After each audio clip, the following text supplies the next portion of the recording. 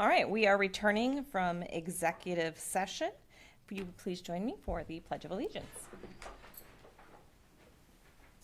I pledge allegiance to the flag of the United States of America and to the republic for which it stands, one nation, under God, indivisible, with liberty and justice for all.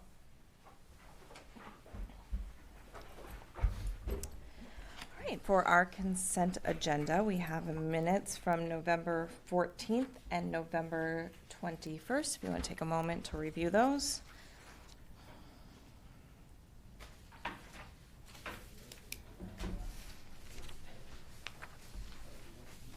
I love that the minutes mention the turkey sauce. Yes.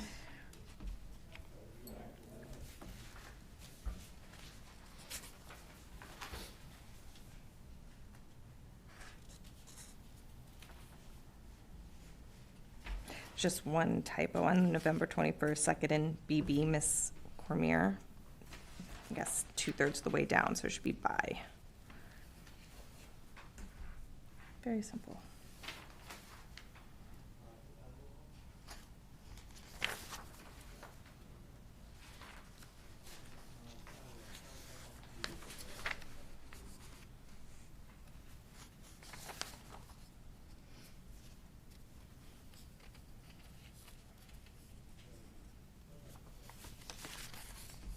I will mention I was not present at the November 21st meeting, but I did watch that session and review it.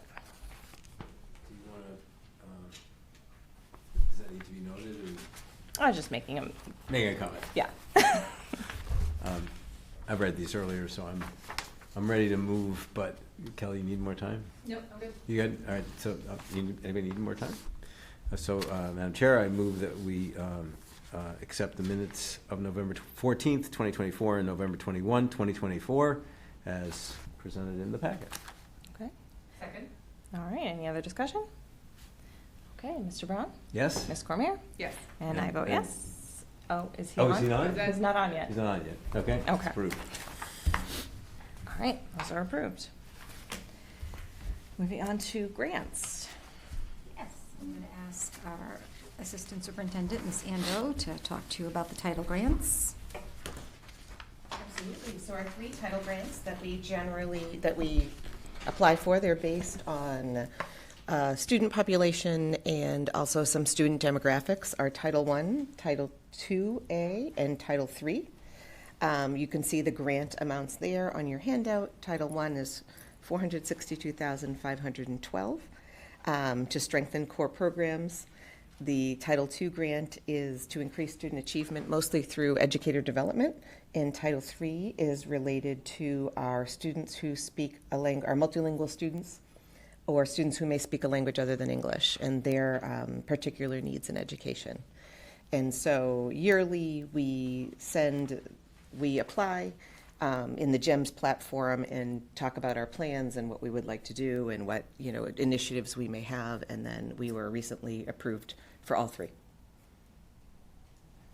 Is this for this school year or next school year?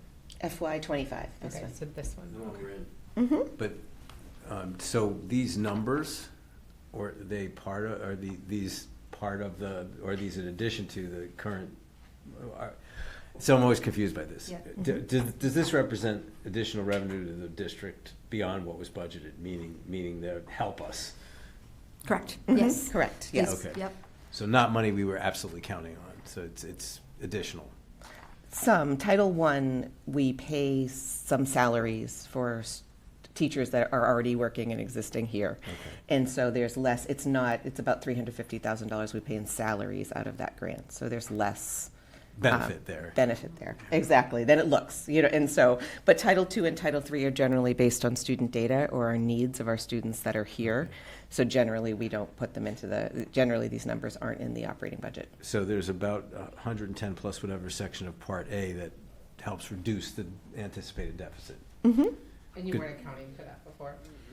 We account for our federal grants. They're pretty consistent, what we receive, but you can carry over part of your title grants, so that's how we how we maintain those positions, that people who are funded through the Title I funding, because you can carry over some of that funding to start the school year. And then other parts of this funding are used to supplement some of the work in the building. So we don't consider it in our revenue side, but it is used to purchase materials, provide professional development that we wouldn't be able to do within the general budget. So wait, so that means that what I asked is not actually right. So it's not really going to reduce the deficit. It's helping it's helping us do better with what we have, but it's not additional. It's not an additional revenue source. The way I look at it, Yeah, so it's not really an additional revenue source. It's money that we can do things we wouldn't otherwise do. Correct. Right. So it's not closing that negative. It doesn't close the It's gap. not closing that, what was it for, No. the gap for this school It's year. improving our ability to provide Okay. services. Mm-hmm. Okay, well that's fine. Got it. And this has been granted. So do we need to accept this? Is that where we're going? Yes, please. So question with it, so this is all federal money? Mhm. Is there any concerns about this continuing on into next year, given this is federal money, or don't know yet? Depends on what happens after January 6th. January 6th. So, okay, so just, 20th, we don't know. So yeah. this is for this year, so maybe going forward, we need, Right, We but don't I think know. it's Right. important to know that if federal funds, Title I per se, was not eligible, we receive $462,512, which is part of salaries and then part of the work that we're doing in the district. so just one more challenge Correct. with our budgets not knowing about federal funding continuing Yep. into states and districts. Mhm. Okay. And that's that's 462,000, that's a comma, right? Not a period. Yes, that's a comma. We do, so we will get this spring, we get a forecast from the state telling us what they think we'll receive next year, so it helps us in our planning of what we think we can do. And the state forecast the federal dollars too? Yes, they forecast for us what we'll Okay. receive All right, in even though Title it's- I. okay. So it'll help, so they'll know the best at the So point it in helps us time to know tell if there are what to things do. that we need to move into our general budget that were Mhm. typically Title I. They help us know if there's a large change in the funding. Going, okay. Mhm, so we can plan for it. Thank you. Any other discussion or questions? All right. Do I have a motion? Sure. I'll move that we accept the 3 title grants with Title I, Title IIA, and Title III grants. Seconded? All right. Mr. Brown? Yes? Ms. Cormier? Yes. And I vote yes. We need to see what happened to Ed. Are you, I did try to reach out to him to see, I don't. okay, because he was on executive session. Yeah. I guess we're fine without it, but I just, Yeah. All right, we have our student representative reports. We have Harper and Louis. Hello. We wanted to start off by highlighting some of the holiday class activities certain classes are doing. So, for example, our calculus class is doing a white elephant swap, and we're actually doing it with both the AB and BC classes. So that will be really fun. I know AP Chem is doing a SOG swap and even some honors chem classes. So lots of fun festivities going on within classes. And then also we have other activities. For example, we have Stucco Elves, so that's when the student council volunteers to clean classrooms after school or before school. We also had the Stucco meeting with Superintendent Lathrop, and it was very fruitful. We got to discuss a lot, and I thought it was a great conversation to have. Some other clubs and teams. So the Elderly Empowerment Club made Christmas cards for the elderly, which was really sweet. And the science team, for the event winners, North Andover won the Leaning Tower of Pisa. So, yeah, it was really fun. I mean, I wasn't there, but I was talking to Mr. Vigin, who was sort of designing the activity, and it was just simply fun just listening to him talk about it. There was so much passion there, and the whole premise of building a Leaning Tower of Pisa out of popsicle sticks was really interesting. And I believe the monthly winner was North Andover as well. Also, the Student Council has been selling candy cane grams, where students can buy a candy cane for $2 and write a little message to a friend or themselves if they want to. And those will be delivered, I believe, tomorrow. NHS has been doing a chocolate fundraiser. There's, I think, 6 kinds of chocolate that students can buy for, again, $2. And all money goes to the National Honor Society. Cinderella was this past weekend. It went very well. Cass was very happy with how it went. We had a good turnout. It was a lot of fun being a part of it. A little sad it's over, but that's okay. Student Council has also been doing Operation Donation, which is an event where every period 2 class raises money for children in need to buy them gifts for the holidays. Every $20 is a new kid to raise money for, and it gives you information of, like, say you have like an 8-year-old girl, and that gives like interests and stuff. So, and then each class assigns students to go buy the gifts for the students with the money they raised. I believe the winning class, because the winning class gets a breakfast put on by Student Council, they raised raised money to get gifts for 18 kids, which was very cool. There is a winter concert tonight for band and choir. Sports have begun having games and meets, which is cool. And then the American Cancer Society on campus has been selling bracelets as a fundraiser. Each is $2. And College Bound Junior Night is on January 7th, and it will help inform both parents and students on the college admissions process and how to prepare, with subsections about athletics, and then financial aid. I know I went with my dad last year, and it was a very helpful sort of presentation. And then the bathrooms will be reopened after break. I know I was talking to Ms. Holman about it this morning, and they're moving into kind of phase 2 of stuff with the bathrooms. And I congratulate the leading lady from the musical was really spectacular. The Thank singing, you. the orchestra, it was very well done. Thank you very much. Yes, amen to that. And I knew the evil stepsister. I recognized her. You were fantastic. Thank you. But yourself, but they looked like they were having a great time. It was a lot of fun being up there. Yeah, clearly afterwards you could tell. It was wonderful. Really well done. I brought my kids. They were enthralled. Everybody did a phenomenal job, from the lighting, from tech crew to the cast, to the musicians. Just a phenomenal performance. It was so impressive.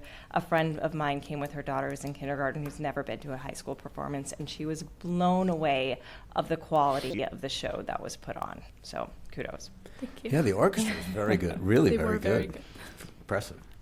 However, I really appreciated your story, and so I clicked on the QR code that you could go and read some more information, and I appreciated your story, how you said how you sort of got to that role, how you tried different things. One year you tried being stage crew, and then trying out, and then having a really prominent role. So I just hope maybe, I think you're a great example for someone that you sort of try it out and see, and then you took a really giant risk, it looks like, and took a prominent role. I took my husband, and he said to me, "No, I have no interest in going to a football game and sitting in the cold, but I happily go into the auditorium and watch Cinderella." Just echoing the same, how fantastic it was. But I think one of the things that I really get out of it, and taking my daughter, is just seeing the amount of different skills and opportunity with having the play getting put on, from the advertising beforehand, and having seen all of you do some of that, from the wax stamp on the notes and the letters, and everything going through, from seeing the advertising that takes place and the skills that get built there, to the stage, to the acting, everything put together, the organization, the logistics, and just being very impressed with the student body for pulling all of that together, and seeing how many people and the staff that it must have taken to orchestrate all of that. It's commendable. And our Allie was makeup and Yeah. She actually, she was the one that did my makeup. She did, I think, 2 or 3 other people's makeup too, and also helped backstage with quick changes and that sort of thing. Right, and there were a lot of those. I noticed. Yes, yeah, a lot of lots of quick those. changes. Probably 100 students altogether involved in that. I think it's around 70, 70? based on like the volunteers they need for Tech Week. If you added everybody up, yeah, it's a big crew. I'm curious about the bathrooms. So can you elaborate a little more? So that at the moment, they're only open, what is the situation now that's about to change? Story of what was Yeah. going on and then how it's been Yeah. adjusted. So currently and over the past couple weeks, the bathrooms have been locked during passing period, or they were supposed to be locked just during passing period. I know there were a couple issues with them not getting re-unlocked, and students being frustrated. And then I think, we've been talking about at student council, and I think administration has sort of heard those frustrations, and they're starting to open them back up. I know Ms. Holman this morning was asking me kind of generally how people had been feeling with it, and then was talking to me about how they understand that people have been frustrated and that they're moving towards opening those back up for people. So just to give some clarification of why they were closed in the first place. I know there was a lot of issues with student behavior, or obviously not all students, but a small portion of students with vaping, fights, like that sort of thing. And happening during passing periods. I think that was based on conversations I've had with both her and then some of my teachers. I think largely yes, because that's the time where there's the most students just out of class, so then the most people are in the bathrooms, and that's when a lot of, I think, the issues were happening. But. So there were general issues with accessibility even outside of those passing periods? Somewhat, yeah. I know people had trouble finding open ones, or were having to wait to find an open bathroom. Okay. And that's being remedied now? Yes. What about the reason that caused the bathrooms to, because this was an attempt, not to close bathrooms, but this was an attempt to solve a problem. Right. So what was happening was that predominantly vaping, and there was destruction of the bathroom, and unfortunately some of the vaping that was happening, disposal of some of that was causing us to have serious plumbing issues within the bathroom, and that was the reason why and we didn't have to be able to control what was happening, and we didn't have staff covering the bathrooms.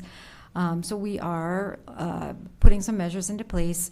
I think at the next school committee, hopefully perhaps Cheryl Barzak, who's our lead nurse, and Michelle O'Leary, who's our director of social emotional learning, will be able to, and Deb Holman, and perhaps Lynn Grantham,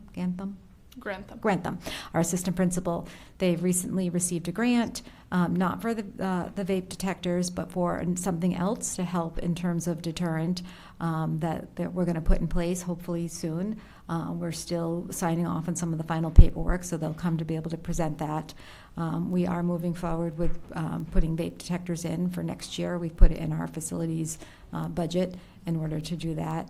And Ms. Holman, the principal at North Andover High School, she did address the students today, I think, on the loudspeaker. And one of the things she talked about was that, the bathrooms were temporarily closed. She wanted the students to understand that we understand that not all students were misusing the bathroom facilities. There was an apology for the inconvenience that the students, and that she's really stressing that she knows that all students can return to proper use of bathrooms, but here are some of the steps to sort of make that happen. And it's really about using the bathrooms correctly and appropriately. And unfortunately, there was a lot of destruction that was happening to the bathroom. But hopefully some of these things will be helpful and be put in place. And very diligent. I was there last Friday with Ms. Holman helping with bathroom duty. And really it's about appropriate amount of time. There are some students that are still spending, longer than one would anticipate. But I think students are really trying to work together and support this. And just to be transparent, and so everyone knows, the other thing that she addressed with the students in her loudspeaker announcement today was food. And that food needs to be eaten in the cafeteria. There has been some leniency in terms of having breakfast in their first period class, or perhaps leaving the cafeteria with food, but the food is not being necessarily picked up appropriately or put in trash appropriately. And when you have food waste that's around, that can attract things that we don't want to attract. Mm-hmm. So students are being asked to eat all their food in the cafeteria moving forward. Like at home, eat in the kitchen, not in your bedrooms. That's right. Mm-hmm. Yeah. Thank you. I appreciate you bringing it up and talking about it. And We always love it when you bring issues to us and be open with us. It's very helpful that we understand what you're facing so that we have a better picture. So we love that you are our eyes and ears over there and can bring it forward. So thank you very much. Thanks. Can you get the agenda up? I'm not sure if I can I project the agenda? Can they hear you? We've lost, because that's where my. She's nodding yes, that you can project, yes. Are you plugged in? No. I am. All right, while she's doing that, Thank you so much. say it's on there, so any public comment, Can you put the agenda on that one? and I don't see any. No one proposing comment. No public comment. So I'll start with student superintendent recognition and then a couple of pictures. So first, I'd just like to recognize Kathy O'Neill. Kathy O'Neill is the Thompson School nurse. She's retiring at the end of this month. She has spent 33 years in North Andover, and that's an incredible amount of time. I do have it in my superintendent report, but the students of Thompson School did a nice celebration for her. And again, of course, we want to recognize Cinderella. It was an amazing performance. And then this is a picture of our Kittredge School students that we'd like to just take a minute to recognize. They went to the Prescott House, which is a skilled nursing facility in North Andover, and their student chorus sang to the residents and made cards and brought them candy canes. And then our Thompson School fifth graders, they worked on their annual snowman project. This was under the direction of Terry Schmidt. Oh, the Kittredge School, I should say, was run by Carla Doolin, the guidance counselor, and Ryan Landry, the music teacher. And then at Thompson School, under the direction of Terry Schmidt, the fifth graders had their annual snowman project tradition. They spread some holiday cheer while living their raised values. They were able to make 2 snowmen, one that they take home and one that they share with a community member at the North Andover Senior Center. And so that's some pictures of the Thompson School students making the snowmen. And then the last one is North Andover Middle School Family Engagement. This is a product of the grant that Carolyn Beasley was awarded through our partnership with the Essex County Learning Community, and it was all about students feeling welcome and their families feeling welcome in the schools, so they had to drop in, decorate cookies, and it was really well attended. So just want to recognize them for their great efforts in our school district. Wonderful, thank you. You're welcome. Any roundtable reports that any committee members want to add to? We already talked about Cinderella. Yeah. I just want to mention, not really directly related to the schools, but we lost, the community lost a really wonderful man, Bob Albrecht, who many of our students' lives were touched by him, did a tremendous amount of volunteer work for the Booster Club. So anyone who played on just about any sport probably ran into him somewhere as a coach or an official. So I just feel I should mention, I knew him personally really well, worked with him a lot, and he'll be sorely missed. Thank you. Any upcoming?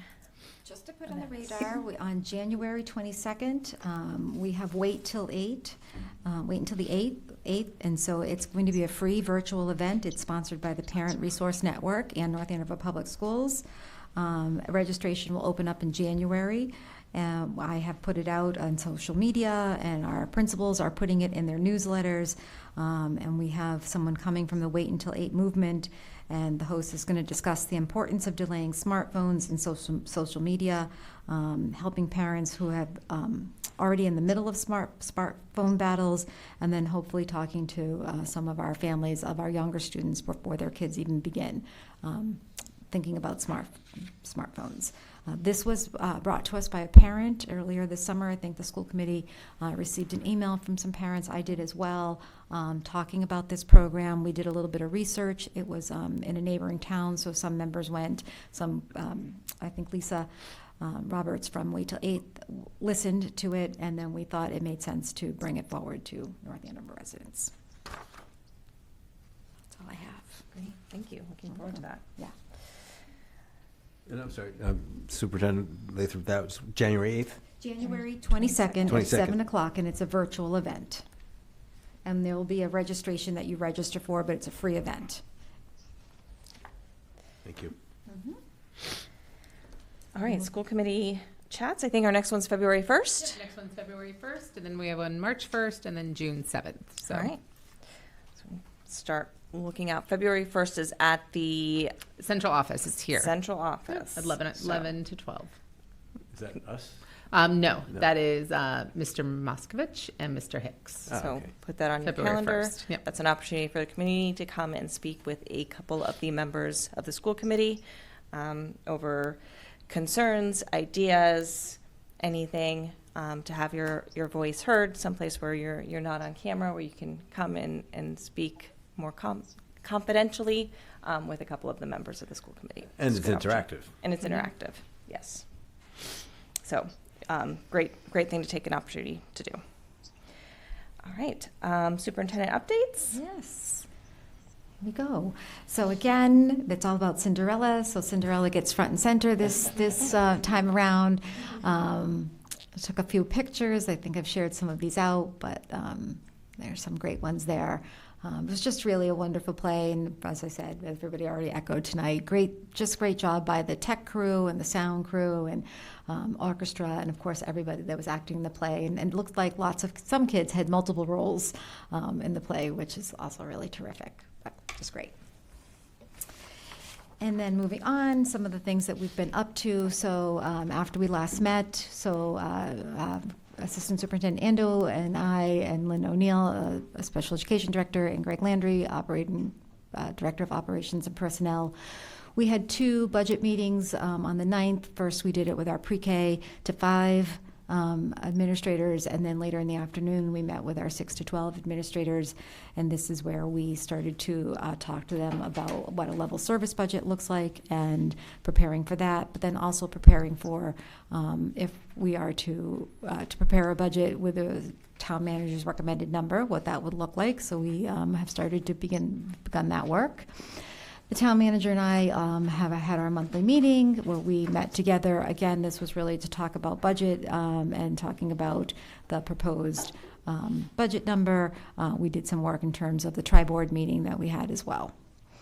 Our district, as you know, participates in the Essex County Learning Community. We have a coach that works with us. We are working on a problem of practice. It's a 2-year it's 2 years worth of work that we're working on this project, and it's really on a parent engagement and engaging our parents of maybe some of our more marginalized students within our school community. Assistant Superintendent Ando and I and Kara Larkham, our Director of STEM, participated in the Merrimack Valley Superintendents Association monthly meeting. This month was all about AI and the use of AI in schools, and they brought in an expert to talk about, to share with us some appropriate ways that AI can be used in schools. And then, and really also talk to us about how we can use AI in our roles as administrators. Kara Larkham is leading a group to develop our AI policy in North Andover, so hopefully we'll have that for you before the end of the school year. We had our early release day. What I just highlighted here was that the elementary was using data to drive instruction, so they were looking at their reports from Dibble reports and determining what the instructional needs are for our students. I had the opportunity to go to Franklin School on December 13th, where the North Andover Fire Department was doing fire safety. And so I don't know all the fighters that are there, but the person that is in the firefighter outfit or their uniform for an active fire is Lieutenant Neil Patnod. And I thought it was great that he was there. He's an alumni of Franklin School. I'm not sure if he told the kids that. I got there a little bit late. But here they were showing the students what it would look like if a firefighter came into their school or came into their home, so that they could see how they look, because they look a little bit different when they see them around. And then they talked to them about stop, drop, cover, and roll. So as I was a young student, I remember stop, drop, and roll, but now it's stop, drop, cover. So they tell them to cover their eyes. And then roll, and so they simulate what it looks like if you have like sort of a sheet. They had the sheet, and so every student in first grade had an opportunity to practice, stop, drop, cover, and roll. They had a safe spot, and then they call that their, where they're going to reunification with their family. They did a great job. It was great to be there. And then last Friday, I also met with Principal Holman. This was largely around some of the bathroom issues. I had an opportunity to go with her, to be on duty with her, to talk about that. And then we also did some little bit more work on the budget that she's developing. Then I got to go see Cinderella over the weekend, so that was great. This Monday, we had our principal arc. Our meeting outcomes, we're continuing to work on our leadership team. Largely, the principal arc, as you know, is usually when we focus on curriculum, leadership with our principals. Because we are in budget season, we took this time to review our budget timeline and development. We included our director of nursing and our director of social emotional learning in this, so that we could really talk through some of the steps and some of the things that we're working on.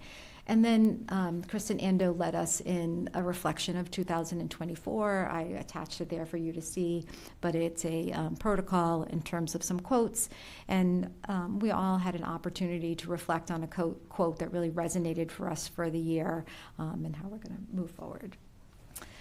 I went to the Thompson School on December 16th. That was my listening visit, so that's where I have an opportunity to be in one spot of the building. I usually bring some chocolate because that helps, and to entice staff. But I was really, really impressed with the Thompson School staff. I was busy my entire, I'm there for about 2 hours, I think. I was busy my entire 2 hours with staff coming and really just sharing some,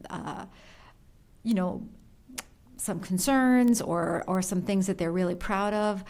Some of the staff came and talked about the work that we're doing for Hill for Literacy and their partnership with either the reading teacher and how much they've enjoyed the work and enjoyed the professional development. And on the flip side, some came to share saying that it's a lot of work, but they're really invested in it, but here's a few ways that could help them. So really insightful conversations, and I really appreciate it. And I talked to OTs and teaching assistants and teachers, and it was just a great, great visit.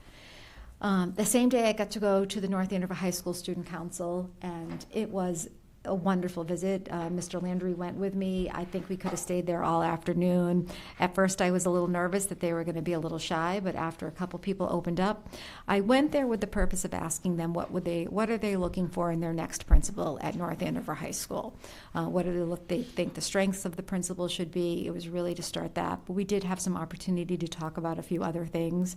But from that conversation, what the students really shared is that they really are looking for their principal to have connections with them, and there were some things that they maybe some do-nows that could happen, and so we were able to talk about that. But it was a great, I can't wait to go back and hear more from the student council.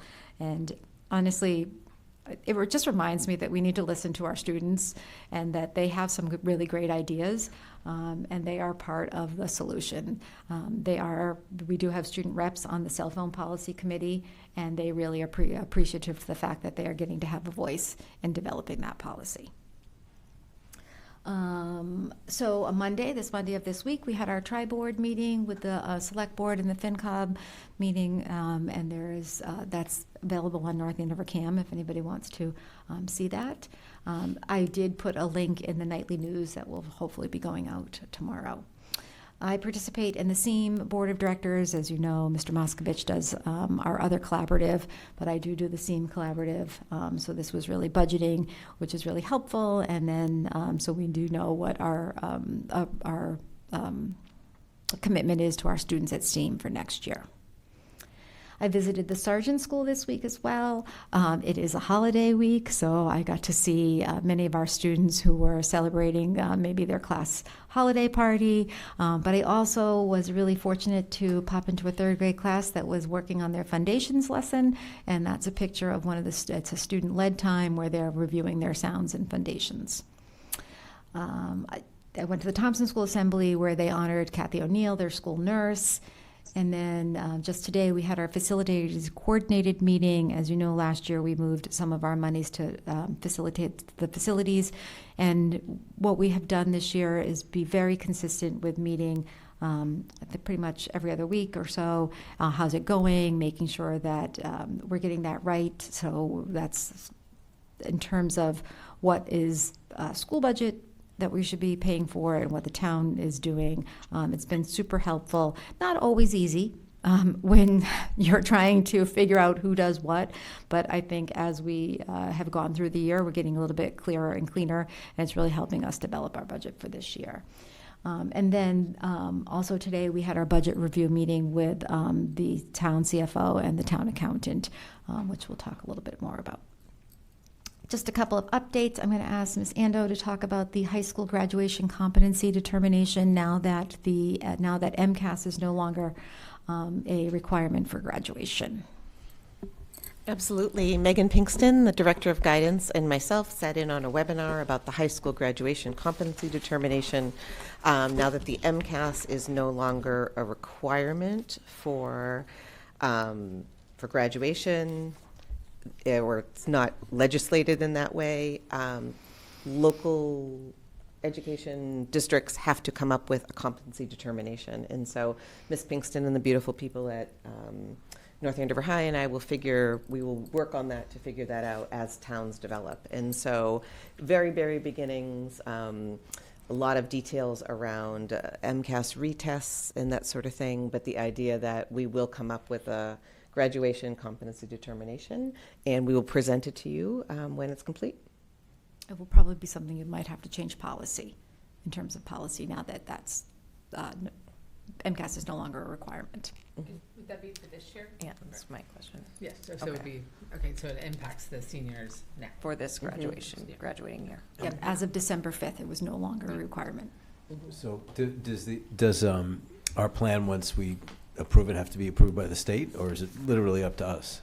It's up to us. It's We literally up decide to us. locally. Has the state given any guidance? So we went over the actual wording of the legislation, which was what has to be included in place of MCAS. So coursework, and of course Ms. Pinkston probably has this memorized, but the idea that what coursework would be in order to show mastery in the subjects of English, history, math, science. And so there's some guidance, but it is up to us locally to determine the actual requirements. Okay. Just a reminder, we've started the North Andover High School principal search. Right now, we're still working on the job description, so I'll be back at North Andover High School on the 7th and 8th to meet with any other student who doesn't participate in student council, and then to meet with the staff, and then we'll have some parent ones. And then just a small update to the budget guidance from the town manager. We talked about this last time, but originally it was 2.75.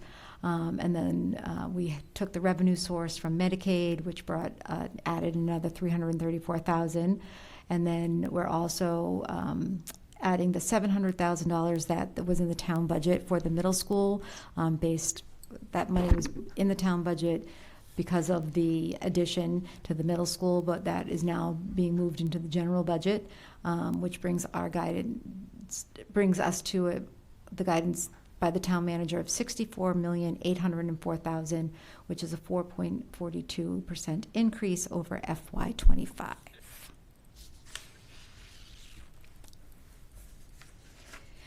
And then a budget update for you. I didn't bring my own, so I will just look at it on the screen. Oh, I have it right here. Thanks. So again, we're sort of keeping with this new format that we've worked with the CFO from the town. So we have our budget. Our budget this year was $62,064,629. What we've expended so far this year, capturing all of our total expenditures. Tracy met with Dennis, and we were able to look at any other new expenditures that have come our way. We continue to struggle with transportation for out-of-district students, as well as some of our out-of-district placements, which has added some more money to our estimated expenditures.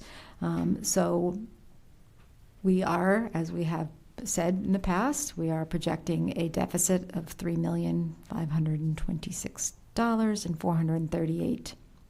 $3,000. 526,000. So about 3.5 million. Down at the bottom, again, we list some of the funding sources to close the budget deficit.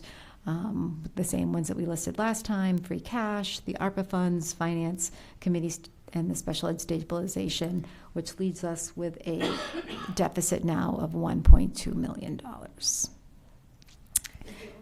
the sources of funding, is it only the ARPA funding that's been approved? The rest of it still has to be approved at town? Correct. At town meeting? Yes. It's not a given yet. It's not a given, and we weren't able to. I'd hoped today that we were going to take that 750 and apply it towards some of our expenditures, so that we could have moved that out, but we weren't able to.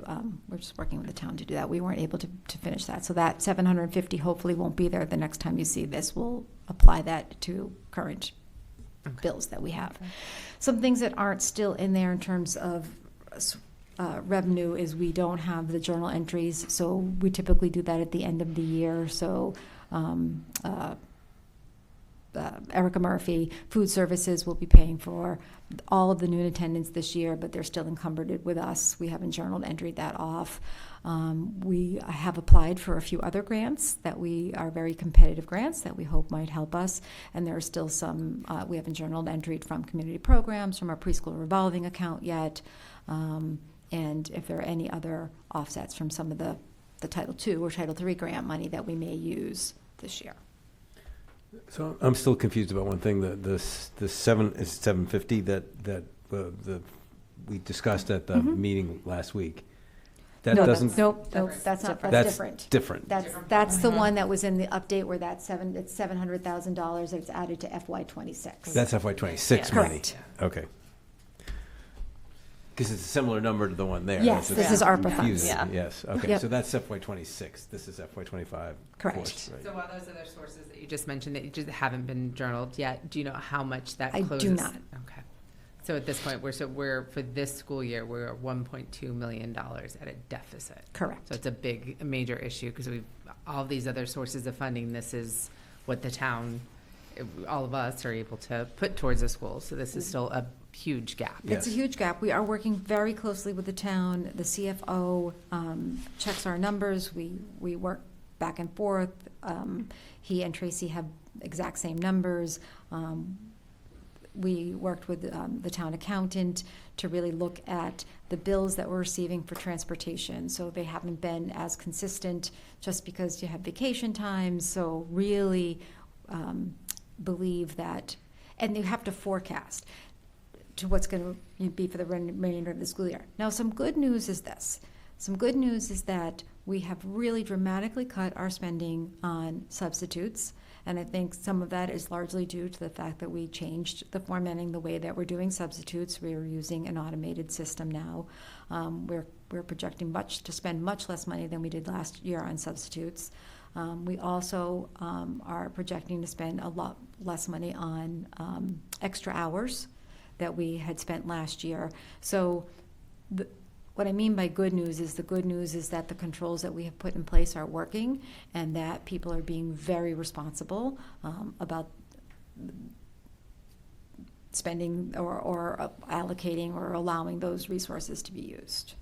So, question on that. So but what that's doing is preventing that number from getting worse. Preventing that number Right. from getting worse, It's and not it's gonna showing that when you it's- put the controls in yeah. place, the controls work. But you're Right. assuming those controls are in place with your expenditures because you're seeing the. Correct. Okay, Yeah. so there's no more additional money that. Yeah, it doesn't help It's with the not 1.2. helping, but it is It- spending less than what we had spent last year. Right. Kept it from getting bigger. You Yes. put a lot of controls in place Yeah. and This processes. is great. We're also not filling positions that become vacant, with the exception of our payroll and benefits person has shared their resignation. So that is a position that's posted. But as we look at other positions within the district, we are trying to be creative and doing some reshuffling to be able to fill those positions or service our students in the way that they need to be serviced, but with the existing staff. And sometimes that might mean using an administrator. Okay. So what's our guidance, or what do we do for that 1.2 million? Because I just want to, like, that, as we all know and have said, that's not okay, right? Like, it just, we're right now, we're going to say we're spending more money than we have in our purse. So I mean, I know we have a lot of budget discussions coming up, so I guess maybe not asking just solution in here. Maybe I'm just more saying so everybody hears we have problems. No one here is saying this is okay. No one here no is one- saying it's yeah. okay, but I think what we're working with the town is knowing that, understanding that we didn't change some of the practices, we didn't cut what we needed because we didn't know exactly what we needed. And I think that they are supporting that we are being very diligent in looking at the bills that are coming in and projecting very carefully and accurately the money that we need. And they will continue to work with us to find ways to support that deficit. So it'll be, in essence, it'll be a combination of things. In order to close the gap, right, there'll be two things that happen. One is we'll find somewhere else where we can save a little money, and the town will probably do the same, right? In the Correct. end. At this point, the town has no freezes, and she said she was not going to do that to her Employees, folks, her yeah. employees that she did last year.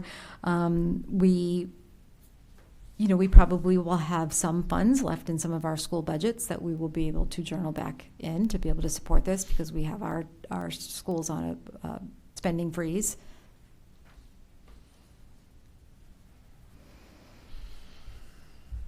Okay. Thank you. You're welcome. Thank you. All right, school committee chair updates. We have our superintendent search update. As you recall, last meeting, we withdrew our RFP, and then we put out a request for quotes. We have gotten those in. So we have those in a binder. We have 4 of them. So if you've had a chance to kind of review those, we can look at those, have a little bit of a discussion, and decide, what we want to do next. We have a couple options, but let's go ahead and take a look. We've got that first one from McPherson, Jacobson. McPherson and Jacobson. So they came in, got marked in here. Madam Chair, I took the liberty of making a little chart about this. Thank you, Dave. I don't know, I could project it. I just did a little table of the vendor, the cost, and some notes, just my notes on what I saw. If Yeah, are we able to plug you in? wanna- Share with me, or do you want to plug in? Probably easier to plug it in. Well, you got to go under the table, so maybe. Or just pull that middle one out. Pull that second one out over there.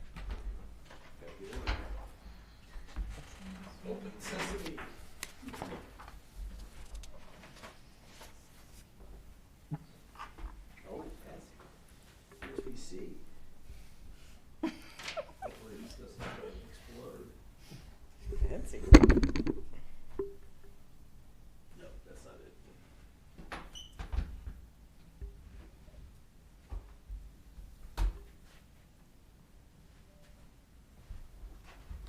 Look at that. All right. So I just did a quick, I read them all this afternoon and tried to make some just basic notes on them, and that's reflected here.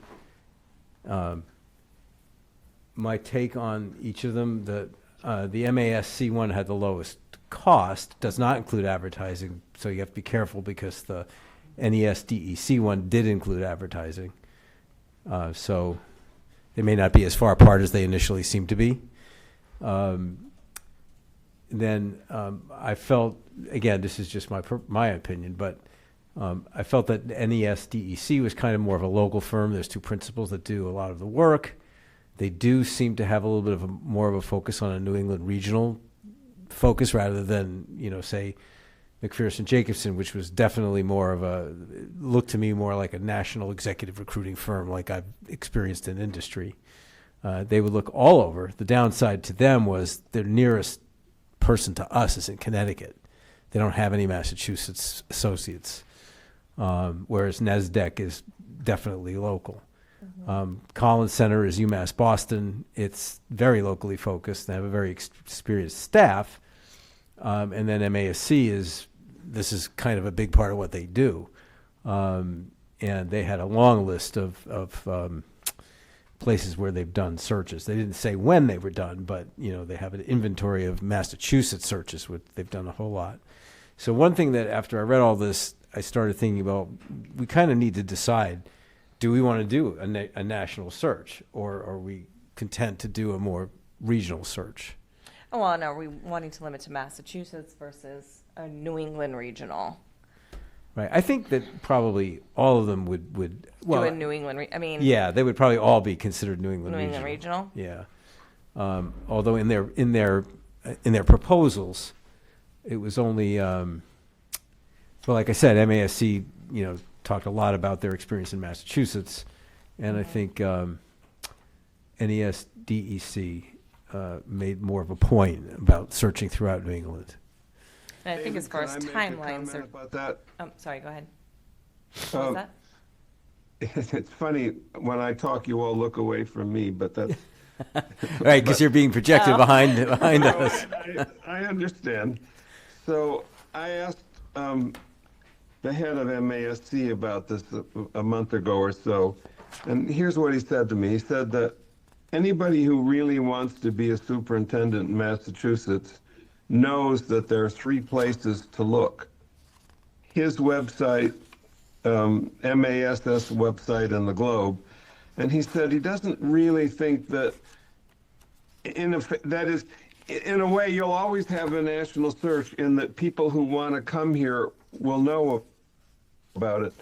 And so he didn't really think that you needed to specifically go out of the state, but of course, people who are interested will come here.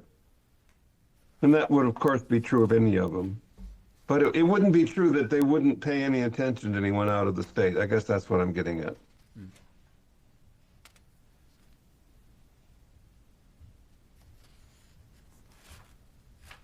There were also some differences in what they called their warranties, right? About what they're specifying what they would do in the event that either we didn't like any of the candidates, or if the candidates didn't stick, for lack of a better way to put it, right? Like if they left within 2 years.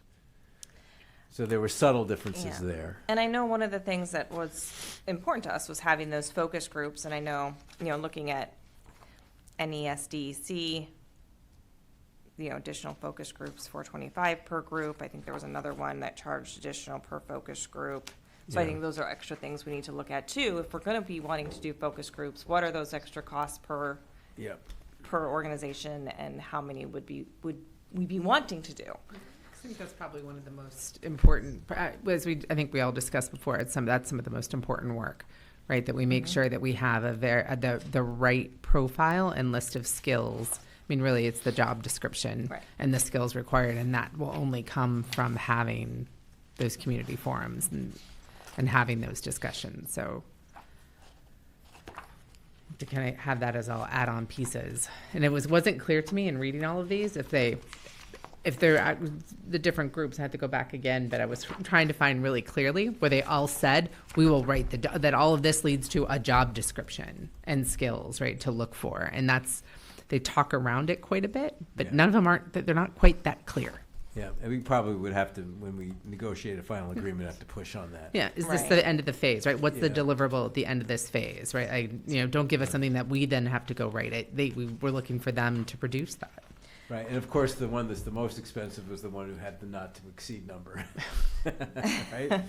Well, a not to exceed number is also a good number, right? Because we Right. know that's the top. We're not So going it'll over. never be more than that, but yeah, they were the only ones who wrote it that way. The one that had the extra 600 was the Collins Center, was 4 focus groups, and everyone beyond that would be $600. Yeah. Which probably, I mean, how many focus groups? Yeah. Right. Like, you that's don't wanna, probably you don't want to overdo it. Yeah. That's probably more than sufficient, right? I would think 4. Yeah.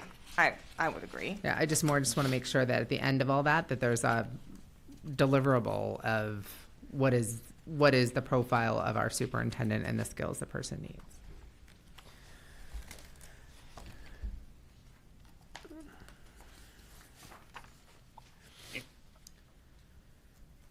So what decision are we looking So to we make? so we definitely don't need to vote on this tonight, but we don't want to put it off too much longer, right? right. Because we need to get this started.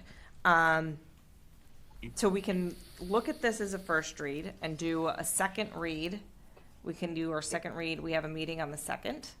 We can do a second read and vote then to then decide who we want to employ.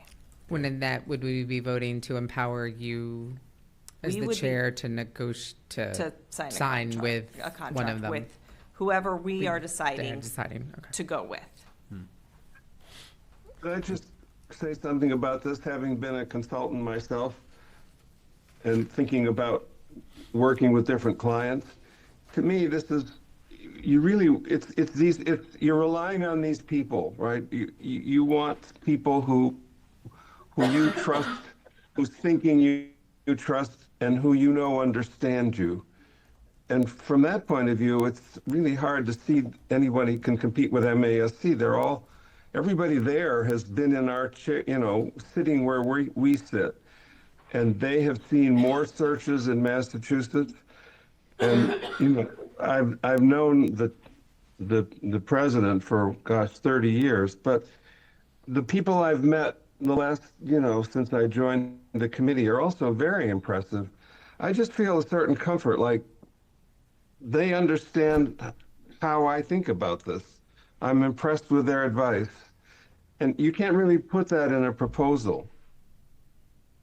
There's more to it than just reading the paper. I understand what they deliver is important and what the price is important, but it's also who do you feel comfortable listening to? Who do you want to be talking to about what you should do, and what kind of experience do they bring to it? I will say that, I've dealt with MASC a little bit, not as much as you, Ed, but I'm impressed with them as well. But I have to say, the Collins Center proposal here and their list of experience searching locally was pretty impressive. So I think we need to take them seriously too. And they are, a state-related organization, for lack of a better way to put it. This is just my opinion, but McPherson, Jacobson, like I said, I think they're kind of like more than we need, is my sense. And NESDEC was they're interesting because they have a local focused team. So I don't know, there's pros and cons to that. Yeah. But I was impressed, at least. Again, I'm impressed with MASC also, but Collins Center deserves a good look, in my opinion, from us. Did any of them have a, and I apologize, I didn't see it, but did any of them have a timeline when they could actually work on this? Because that's probably the other thing in here. Yeah. We might not They get our did top have pick. timelines in I think here. they all have something Yeah, like that in they here. did. Yeah, because that's going to be the other catch too. And I think a lot of them are January start time, so which is, Okay. we Yeah. need to, Yeah. To we get need to act going. quickly. Yeah. Right. Dave, can I just comment on what you said? I'm guessing that, given who started it and that they're UMass Boston, that the Collins Center hires good people. But what I was getting at is, it's not just helping us with the search, it's helping us think about what we're seeing. So it's understanding our part of it. Like, what do you think, how is this going to affect us? It's not just it's not just how do you find people and how do you interview them, it's also, what do you think about them? What's your sense about how they're going to fit with us? And that's where I think MASC's experience is so helpful. And I think, because we do work, we've all worked with MASC, I think it's natural because they're familiar to have a comfort level. But I agree with Dave that I think we need to take a close look at all of them and take this time to really evaluate them, taking this as our first read, taking this next time up until January 2nd, and then come back on January 2nd and have a more, conclusive discussion on what our individual decisions are to come to a vote. Okay? So that's going to be the decision. We'll vote on this on January 2nd. Okay.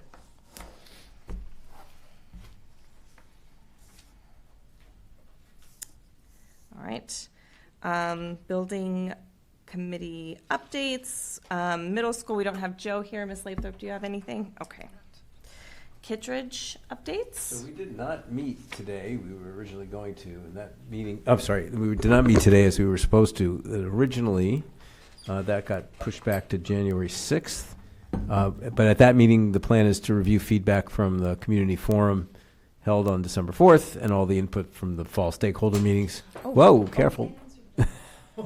You okay? That's not an option. To be very clear. You are no longer on AV duty. Wow. You good? Okay.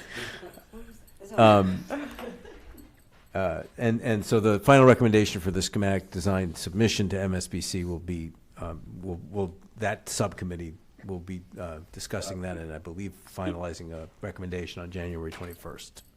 Okay. 21st. But there's really, that's it. Okay, thank you. All right, we don't have any presentations. We have a second read on the Italy trip. If you recall, this was a trip to take place in, this is February 25. This is soon. No, 2026. Oh, Right, isn't Italy it says February of 25 on here. This is Alabama. Oh, I'm sorry. This is Alabama. Oh my goodness. It's a little closer than Italy. I was like, this does not sound right. A little closer than Italy. We already voted on the Alabama one. Did we? We did. We voted on the both of the robotics ones. Yeah. Okay, so we must have the wrong one in here, but the Italy trip was 2026, and this was to allow them to start fundraising, and this is the trip that will take place during school vacation.